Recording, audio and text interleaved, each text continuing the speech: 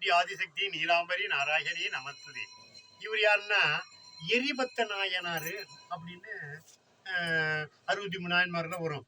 சோழ மார்பிலே தோன்றியவர், கரூரைத்தலை நகரமாக தோன்றி ஆனிலை என்னும் திருக்கோயில் சிவபெருமானின் மீது அளவில்லாத அன்புடையவர். இவரே சிவதொண்டு செய்வார். சிவ அடியார்களுக்கு ஒரு ஆபத்துன்னா அதை காப்பாற்றுவார். சிவபெருமையை பாடுறவங்களுக்கு பக்கத்துணை இருப்பார். சிவ திருக்கோயிலுக்கு போகிற அடியார்களுக்கெல்லாம் அவரால் முடிஞ்ச உதவிகளை செய்வார், அமுது செய்வார். திருநீர் உடையவங்களெல்லாம் சிவதனமாக கருதுவார். அப்பேற்பட்ட ஒரு பக்தி உடையவர்.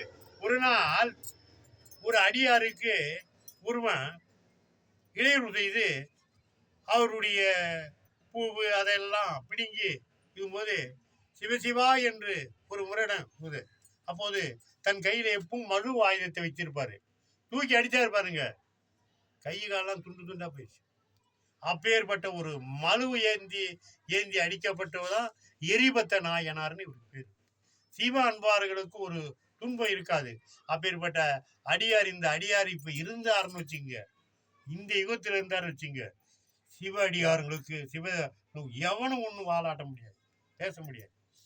சிவகோயில் அத்தனை தென்னாட்டில் வரைக்கும் தான் சொல்கிறேன். தென்னாட்டில் இருக்க சிவதலத்துக்கு அத்தனை தளத்திலே நம்ம போனோம்னா எரிபத்த நாயனார் இருந்தாருன்னா நமக்கு எந்த ஆபத்து இல்லாமல் காப்பாற்றுவார்.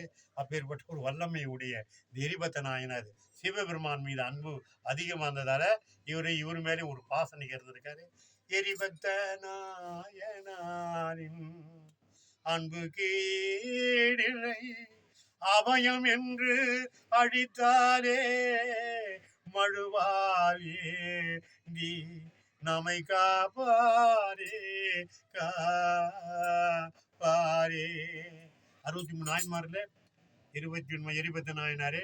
சிவடியார்களே, சிவதலத்துக்கு போனீங்கன்னா இந்த எரிபத்த நாயனாரை கண்டு மகிழுங்க. ஓம் டி ஆதிசக்தி நீலாம்பரி நாராயணி நமஸ்துதே நமஸ்துதே.